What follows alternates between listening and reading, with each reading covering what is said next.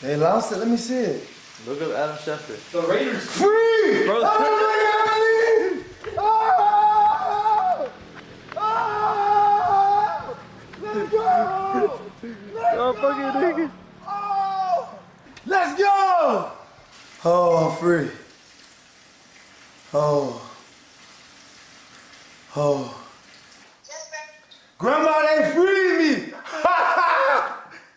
They freed me, Grandma! I told you I'm gonna work out. Ah, God is the greatest.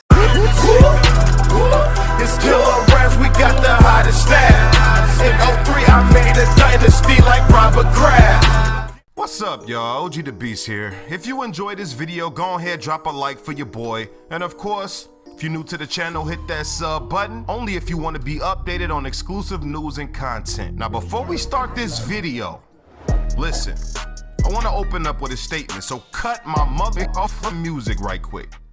All right, listen.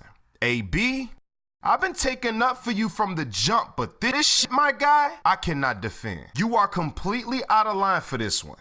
What the fuck is wrong with you?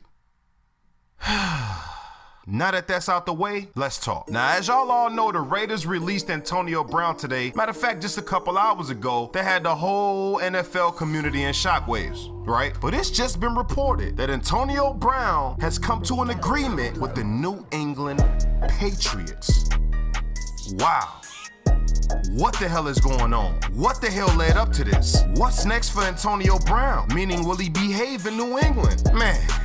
Oh man, lots of questions that need to be answered, so I'm gonna try to answer them for you. Now, the sequence of events that led to the inevitable release in the Pro Bowl wide receiver Antonio Brown are kinda stupid, which is why I'm so frustrated. So let me speed through this right quick, right? Things started out with a foot injury he created during training camp. This man went into a cryotherapy machine without the proper footwear and ended up getting frostbitten. For those that don't know, cryotherapy machine is treatment that exposes your body to very low, often sub-zero temperatures, right? Whole body cryotherapy, which is when you immerse your entire body in frigid conditions by climbing into a tank or stepping into a chamber filled with liquid nitrogen usually. It's very, very cold. It helps with the healing process of your body if you didn't know. But you're supposed to wear a certain type of footwear before entering this machine, which Antonio Brown knows, considering he's used this machine on multiple occasions before, but did it anyways. Then the NFL enforced its new helmet laws, which unfortunately made the helmet that AB has worn for nearly the last decade unwearable due to all the CTE lawsuits. I don't blame him.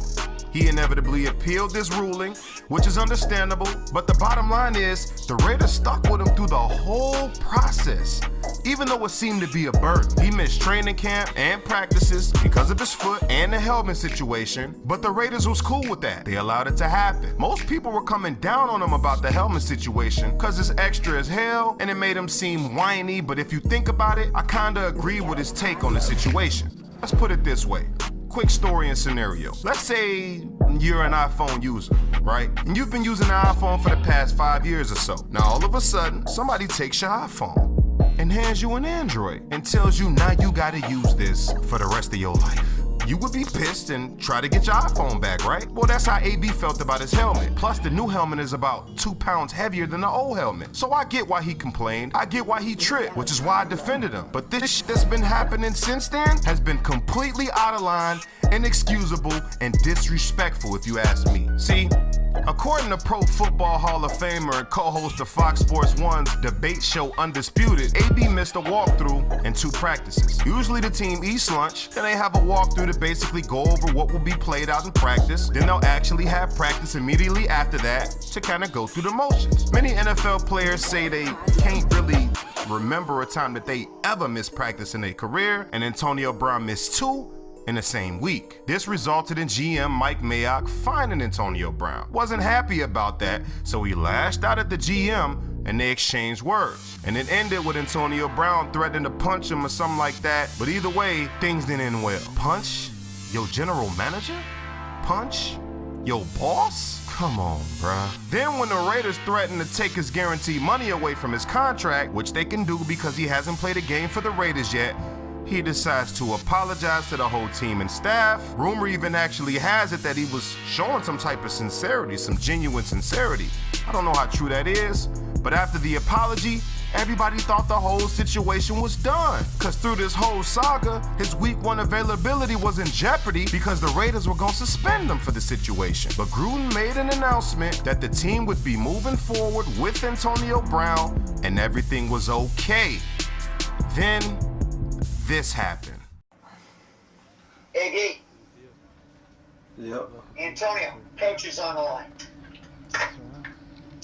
Hey, B. Coach. Hello. Yo, what's up, coach?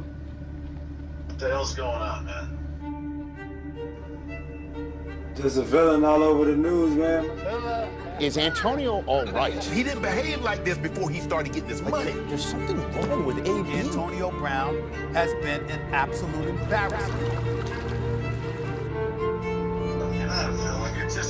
You're the most misunderstood fucking human being in my entire life that I've ever met. I mean, I brought you here because you're my favorite guy. I've never seen a guy work hard. And I don't know where you are in your life right now, off the street. All I know is you got a lot of things going. There's a lot of people that have an opinion about you. And whether it be good or bad, you're in the spotlight all the time.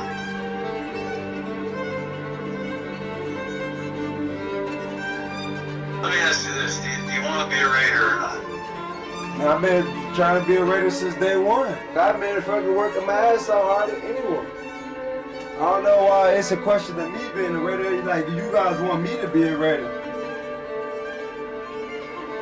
Please stop this shit and just play football. How hard is it, man? You're a great football player. Just play football. Yeah, but I'm more than a football player, man. I'm a real person. It ain't about the football. I know how to do that. I'll show you guys there on the daily. This is my life. Ain't no more games. So I'm like, no.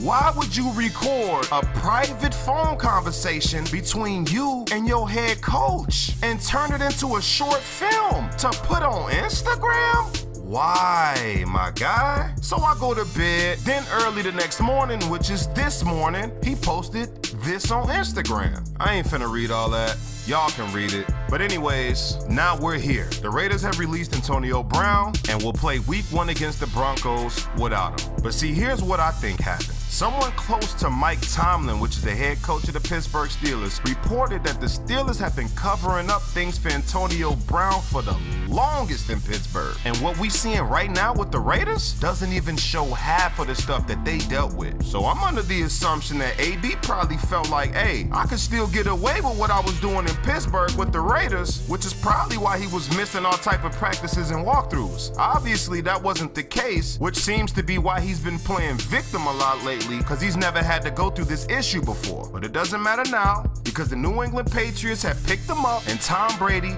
now has a dynamic receiver to catch passes for him. Tom Brady now has a dynamic receiver to catch passes for him. As I repeat that, they lose Gronk and get Antonio Brown.